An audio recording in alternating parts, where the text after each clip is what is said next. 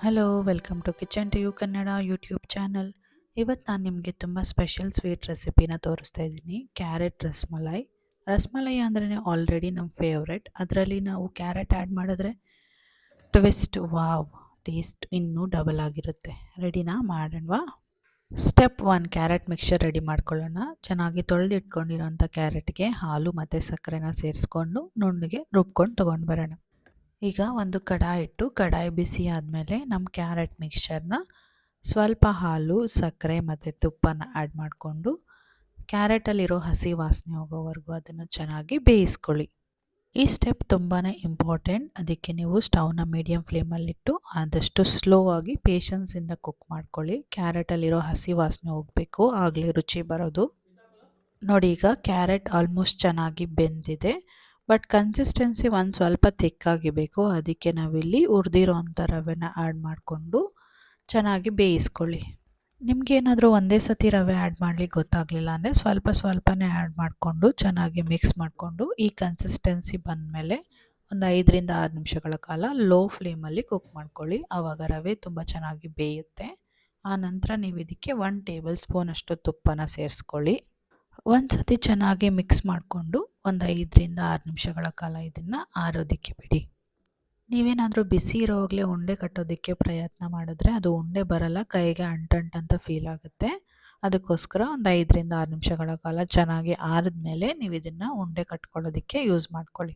ನೋಡಿ, ಈಗ ಈ ಮಿಕ್ಸ್ಚರ್ ತುಂಬಾ ಚೆನ್ನಾಗಿ ಆರಿದೆ. ನಾನು ತೋರಿಸಿರೋ ಹಾಗೆ ರೌಂಡ್ ಶೇಪ್ ಬಾಲ್ಸ್ ಮಾಡಿಕೊಂಡು ತಗೊಳ್ಳಿ. ನೀವು ಉಂಡೆಗಳನ್ನ ಕೂಡ ಹಾಗೆ ತಿನ್ಕೋಬೋದು, ಅಷ್ಟು ರುಚಿಯಾಗಿರುತ್ತೆ ಇದು. ಬಟ್ ನಾವಿಲ್ಲಿ ಸ್ಪೆಷಲ್ ಸ್ವೀಟ್ ರೆಸಿಪಿ ಮಾಡ್ತಿರೋದ್ರಿಂದ ಇನ್ನೂ ಒಂದು ಸ್ವಲ್ಪ ಹೊತ್ತು ವೆಯ್ಟ್ ಮಾಡಿ.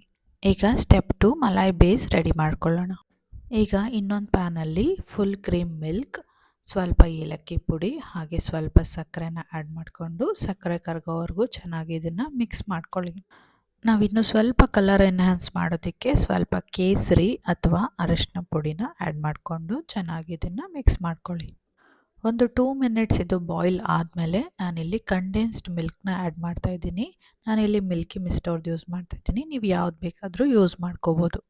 ನಂತರ ನೀವು ಸ್ಟವ್ನ ಲೋ ಫ್ಲೇಮ್ಗೆ ಚೇಂಜ್ ಮಾಡಿಬಿಟ್ಟು ಒಂದು 5ರಿಂದ 6 ನಿಮಿಷಗಳ ಕಾಲ ಸ್ವಲ್ಪ ತಿಕ್ ಕನ್ಸಿಸ್ಟೆನ್ಸಿ ಬರೋವರೆಗೂ ಮಲಾಯಿನ ಪ್ರಿಪೇರ್ ಮಾಡ್ಕೋಬೇಕಾಗತ್ತೆ. ಸ್ವಲ್ಪ ಕ್ರೀಮಿ ಟೆಕ್ಸ್ಚರ್ ಇದ್ದರೆ ಅಂತೂ ಇನ್ನೂ ಸೂಪರ್ ಆಗಿರುತ್ತೆ. ಆಗಲೇ ಸ್ಮೆಲ್ ಮನೆಯೆಲ್ಲ ಹರಡಿದೆ, ತಿನ್ನಬೇಕು ಅಂತ ಫೀಲ್ ಆಗ್ತಾಯಿದೆ.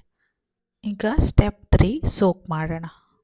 ನಾವೀಗಾಗಲೇ ರೆಡಿ ಮಾಡಿಟ್ಕೊಂಡಿರೋಂಥ ಕ್ಯಾರೆಟ್ ಬಾಲ್ಸ್ನ ಈ ಮಲಾಯಲ್ಲಿ ನಿಧಾನಕ್ಕೆ ಬಿಟ್ಕೊಳ್ಳಿ.